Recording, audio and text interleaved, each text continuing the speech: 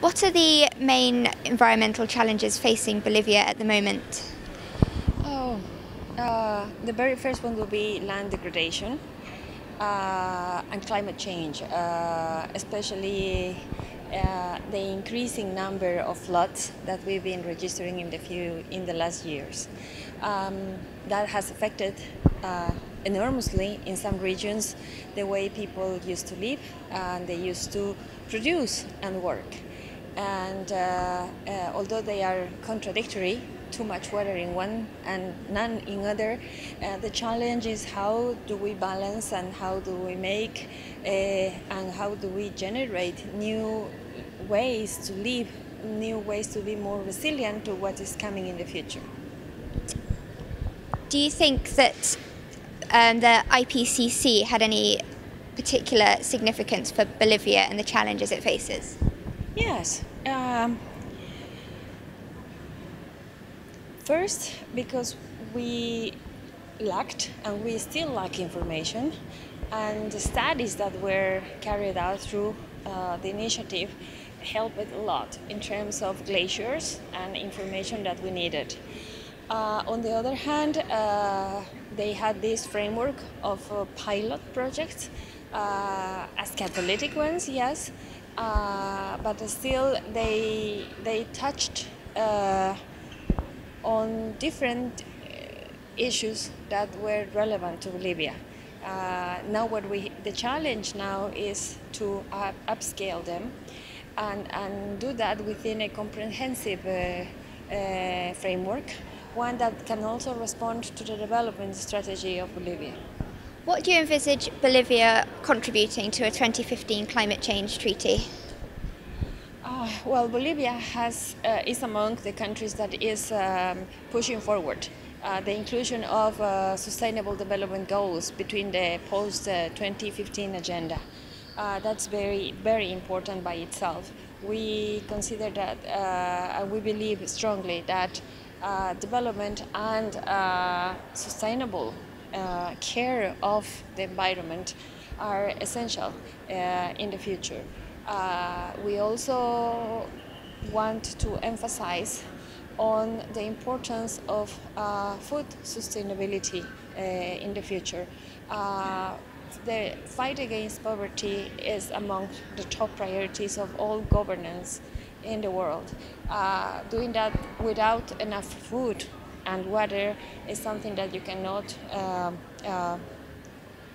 imagine. And therefore, the environment and a strong agricultural agenda should go together.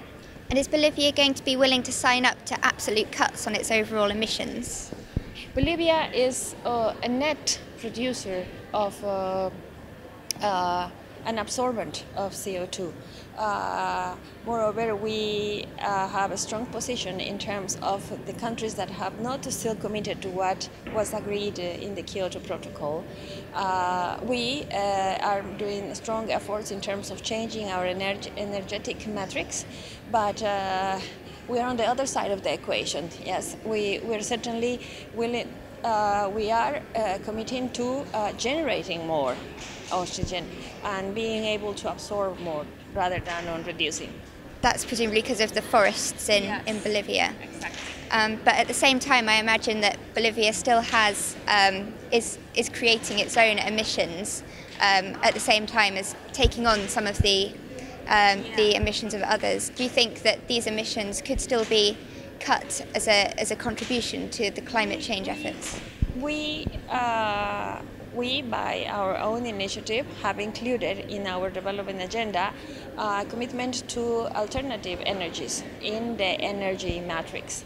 And therefore, we are already setting targets for the next years in terms of changing what will be fossil energy with aeolic energy, solar energy, and other alternatives energies. So yes, we are at the same time as increasing our productive matrix, we are also taking care of what would be the energy for that production. At the same time as increasing your renewables, are the other types of energy generations like coal and oil, are they going to be replaced and essentially decrease, or are these going to grow at the same time? Yes, we are we have started this year what would be the pilot phase. We have already one or two projects in aeolic energy, small ones, but we are going through with the pre-investment stage of others. And we hope, yes, and that's the idea, to be able to substitute what would be thermal energy or or oil energy in some cases with hydroelectric energy and of course aeolic and solar. Okay, so do you see these emissions peaking soon and starting to go on a downward trajectory from oil and coal? Yes, and it's not only because of climate change. As I said, we do have a position regarding climate change and responsibilities. It's because we want Bolivia to continue with a long-term sustainable development agenda, and therefore it's sensible. It makes sense to use renewable energies. Do you think there should still be a legal division in the climate change treaty that we're going to sign in 2015 between the developed and the developing countries? I don't know if the division should be legal but there are differences in terms of responsibilities, commitments, provision of resources. So legal has not worked very well. Commitment is a lot more important. You can see that we have protocols that have not been put in place yet.